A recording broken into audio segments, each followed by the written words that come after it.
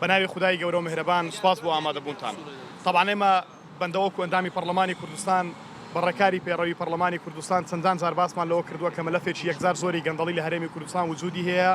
کە ئەم مەلەفانەوەیان کردووە کە داهاتەکانی هەرێمی کوردستان بە ناڕوونی بمێننەوە و بۆ ئەمە شێشەیەکی گەورەی بۆ خەڵکی هەرێمی کوردستان دروست کردووە. ئەمانەیان کردووە پیانوو بۆی کە چەندان جار موچە جواب بخەن و موچەی خانشتنیانی پێشمەرگە و خانشتنیانی مەدەنی بە تایبەتی کە کێشەیەکی گەورەی بۆ دروست بووە کە بەداخەوە لە ئاستی حکومڕانیەکی شخصواردو ئێستا هەرێمی کوردستان دەبین کە خانشینیان لەسەر وەرگرتنی موچەکانیان جان دەسپێرن. بۆیە ئەمڕۆ بەندە بەش بە حاڵی خۆم بەڕێکاری پێڕەوی کە چەندان جار سەرۆکایەتی پەرلەمان و لیژنەمانیەکانم ئاگادار کردبووە ئەمڕۆ سکاڵای یاساییم لەسەر هەردوو دەواازەی سنووری نێودوڵەتی خاڵی سنووری حاجی عومەران و ئیبراهیم خەلیل تۆمار کرد بەهۆی ئەوەی کە چەند گەندەڵێکی منەظەم و سیستماتیکی لە چەندان خاڵی سنووری بە تایبەتی لەو دوو دەواازەی وجودی هەیە. لە ئێستادا لە دەواازەی حاجی عومەران کە ئێمە سکاڵاکەمان ئەمڕۆ داوە بە داواکاری گشتی و داومانە بە دەستەی سپاچی هەرێمی کوردستان بۆی کە سکاڵاکەیشی لەسەر بکرێت ڕێکاری یاسایی خۆی وەربگرێت. هۆکاری سکاڵاکەمانەوەی کە ڕۆژانە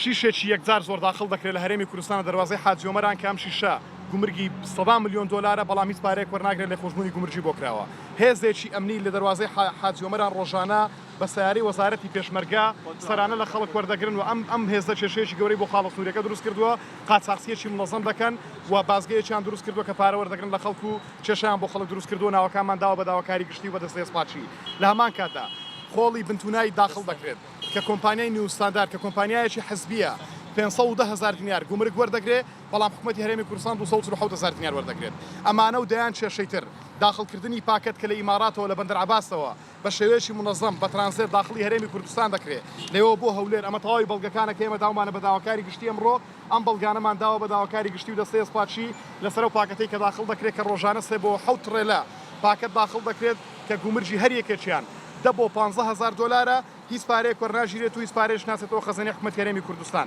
ئەمانە و چەندان کێشەیتر لە خاڵە سنووریەکان و ئەمە وای کردووە کە ئێمە پەنابەرین بۆ ڕێکاری یاسایی کە پێشتر لە پەرلەمانی کوردستان باسمان کردووە. ئەم گەندەڵی و ناعەدالەتی و دزی و تاڵانی لە خاڵە سنووریەکان دەکرێت بە دیاریکراوی لە حاجی عومەران و ئیبراهیم خەلیل. ئەم گەندەڵی ئەگەر پارەکەی بجێڕدرێتەوە بۆ حکوومەتی هەرێمی کوردستان داهاتی حکوومەت زۆر زیاتر دەبێت لەوەی کە ئێستا هەیە. دەمەوێت ئاماژە بە نقطەیەک تریش بکەم کە زۆر گرینگە.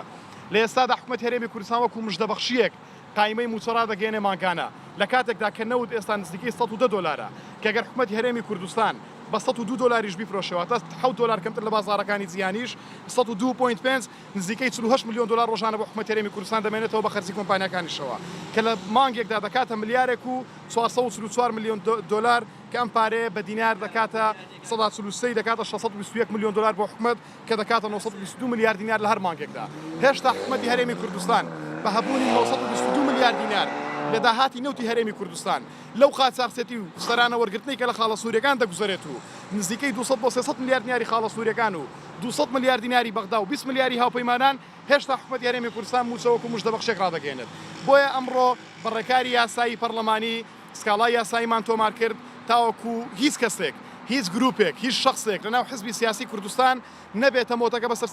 سەری خەڵکی هەرێمی کوردستانەوە داهات و بژێوی قوتی هاوڵاتی هەرێمی کوردستان نەدەزێت. کاکاروان لە ماوەی دوو ڕۆژی ڕابردوو پەرلەمانتارێکی پارتی دەڵێ ئێمە نەوت ڕادەستی بەغدا ناکەین بەڵکو بە ناوی خەڵکی کوردستانی دەکەین. قسەی ئێوە چییە؟ تا ئێستا ناسنامەی نەوتی هەرێمی کوردستان بە ناوی خەڵکی کوردستانەوە نەبووە. تەنها تۆز و خۆڵ و نەکبەتەکەی بۆ خەڵکی هەرێمی کوردستان بووە. من ئێستا ئاماژەم پێکرد کە 922 میلیارد دینار داهاتی مانگانەی نەوتی هەرێمی کوردستانە کەسی موچەوە حاڵێتی دامەزراندن فەرمانبەرانی گرێبەست موچەخۆران کەمەندامان هەموو حاڵ و بژێوی ژیانی خەڵکی هەرێمی کوردستان سیرکە. یعنی نەوت نەبووەتە خێر و بەرەکەت بۆ خەڵکی هەرێمی کوردستان. بۆیە من پێم وایە کە ئەم جۆرە عەقڵیەتە ئەم جۆرە تێڕوانینێت ناتەندروستە وای کردووە کە چارنووسنی و هەرێمی کوردستان و موچەخۆرانی هەرێمی کوردستان بگاتە بەوە ئێستاکە ئێستا. باشە کاکەڕۆن پرسیاری ئەوم هەیە دوو پرسیارم هەیە یەکەمیان لەبارەی بڵاوکردنەوەی قایمەی موچە کە ئێستا کاردانەوەی جیاواز بە دوای خۆیدانە و قسەی جیاوازێ سەرت کە قایمەی موچە بە ڕەنگی زەرد بڵاوکراوەوە. ئەمە بۆ ئاگرا وەزارەتی دارایی بۆ میکردووە پرسیاری لەبارەی ئەو پرسیارەیە کە لە سنووری پارێزگای سلێمانی ئێستا لێرەوە بتوانێت چەندین خەیران خراوەتە سەر سنووری پارێزگای سلێمانی وە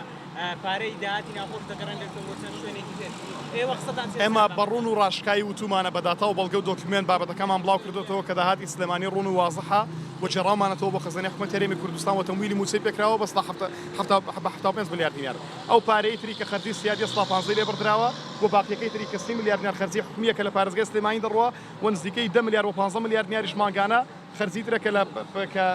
بڵاو کراوەوە ئاماژەمان پێکردووە ئەمەی کە دەگوزارێت جگە لە گەمارەدانی پارێزگای سلێمانی و هەڵەبجە و ئیدارەکانی گەرمیان و ڕاپەڕین زیاتر شتێکی تر نییە من نمونە هێناوە بە بەنزین کاتی خۆی نمونە هێناوە بە نەوتی سپی ئێستا بەداهات ئێستا بە سزادانی موچەخۆران بە خزمەت گوزاری بە پرۆژەکانی پارێزگای سلێمانی کە گەمارۆیەکی منەظەمی سیاسیە کە عقلیەتێکی دیکتاتۆری لە هەرێمی کوردستان وجودی هەیە دەوێت ئەم گەمارۆی بەسەر پارێزگای سلێمانی دەبچەسپێنێت بۆی کە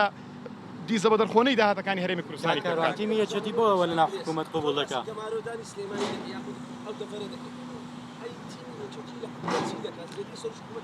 ئێمە قبولمان نەکردو هیچ کاتێک و بەداتاو بەڵگە قسەمان کردووە ڕوبەڕووی گەندەڵی بووینێتەوە چەندان زار وتومانە بەبێ وجودی یەکێتی کوردستان چارەنووسی لە ژیراوانی بادنیان باشتر نابێت سپاس بۆەوە دەستان خۆش بێت.